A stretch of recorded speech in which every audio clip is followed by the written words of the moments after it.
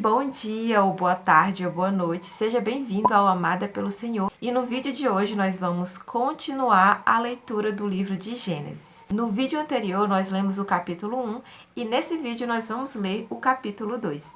Então, vamos lá? Assim foram concluídos o céu e a terra com todo o seu exército.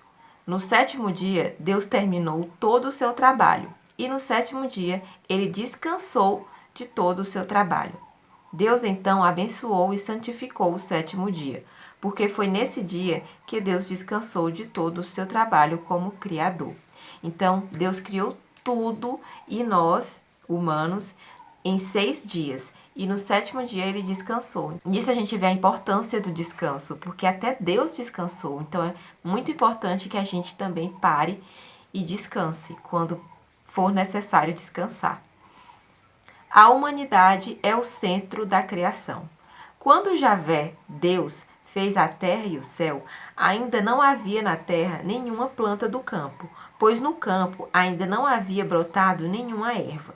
Javé, Deus, não tinha feito chover sobre a terra, e não havia homem que cultivasse o solo, e fizesse subir da terra a água para regar a superfície do solo. Então Javé Deus modelou o homem com a argila do solo, soprou-lhe nas narinas um sopro de vida, e o homem tornou-se um ser vivente. Então, no capítulo 1 já havia falado sobre Deus ter criado o homem no sexto dia. Mas aqui, no capítulo 2, tá dando detalhes de como foi que aconteceu, né? Como surgiu o momento em que Deus veio a criar o homem. Então, Javé Deus modelou o homem com a argila do solo, soprou-lhe nas narinas um sopro de vida e o homem tornou-se um ser vivente. Javé Deus plantou um jardim em Éden, no Oriente, e aí colocou o homem que havia modelado. Javé Deus fez brotar do solo todas as espécies de árvores formosas de ver e boas de comer. Além disso, colocou a árvore da vida no meio do jardim e também a árvore do conhecimento do bem e do mal. Então, foi 2 árvores que ficou no meio do jardim. A árvore da vida e também a árvore do conhecimento do bem e do mal. Um rio saía de Éden para regar o jardim, e de lá se dividia em 4 braços. O primeiro chama-se Fison, é aquele que rodeia toda a terra de Évila, onde existe ouro. E o ouro dessa terra é puro, e nela se encontram também o bidélio e a pedra de ônix. O segundo rio chama-se Geom, ele rodeia toda a terra de Cut. O terceiro rio chama-se Tigre, e corre pelo oriente da Assíria. O quarto rio é o Eufrates. Javé Deus tomou o homem e o colocou no jardim de Éden, para que o cultivasse e guardasse. E Javé Deus ordenou ao homem: você pode comer de todas as árvores do jardim, mas não pode comer da árvore do conhecimento do bem e do mal, porque no dia em que dela comer, com certeza você morrerá. Então, olha só, gente, Deus avisando para o homem que ele não deveria comer da árvore do conhecimento do bem e do mal. Então, lembrando, eram 2 árvores que tinham no meio do jardim. A árvore da vida e a do conhecimento do bem e do mal. E só do conhecimento do bem e do mal que Deus falou que o homem não poderia comer, porque senão ele morreria.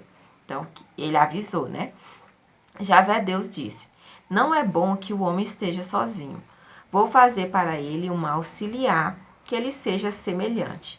Então Javé Deus formou do solo todas as feras e todas as aves do céu, e as apresentou ao homem para ver com que nome eles a chamaria cada ser vivo. Cada ser vivo levaria o nome que o homem lhe desse. Então todos os bichos foram nomeados pelo homem. Então até isso aí ele teve a honra, o privilégio, né? O homem teve o privilégio de nomear todos os bichos que Deus criou.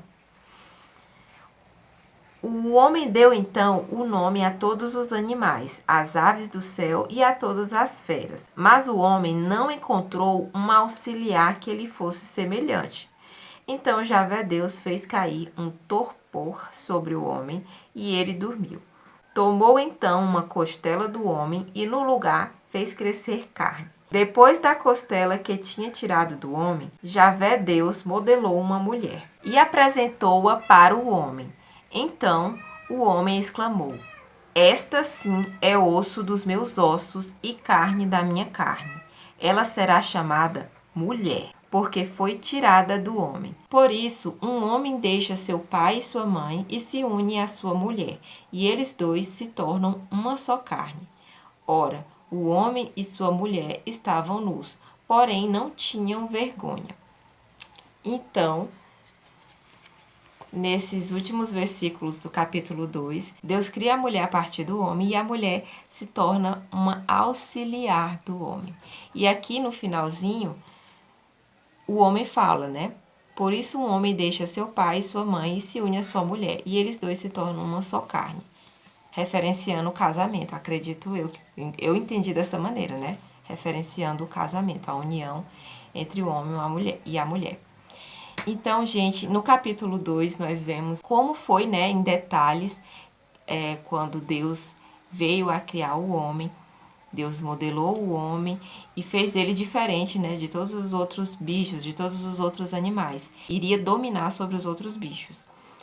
E nesse capítulo a gente vê mais uma prova disso quando Deus dá essa ordem ao homem de nomear todos os outros seres, né, que foram criados por Deus. Então é o homem que nomeia todos os bichos. E ele também nomeia a mulher, né? Então Deus cria a mulher do homem a partir da costela do homem e é o homem que dá esse nome, mulher.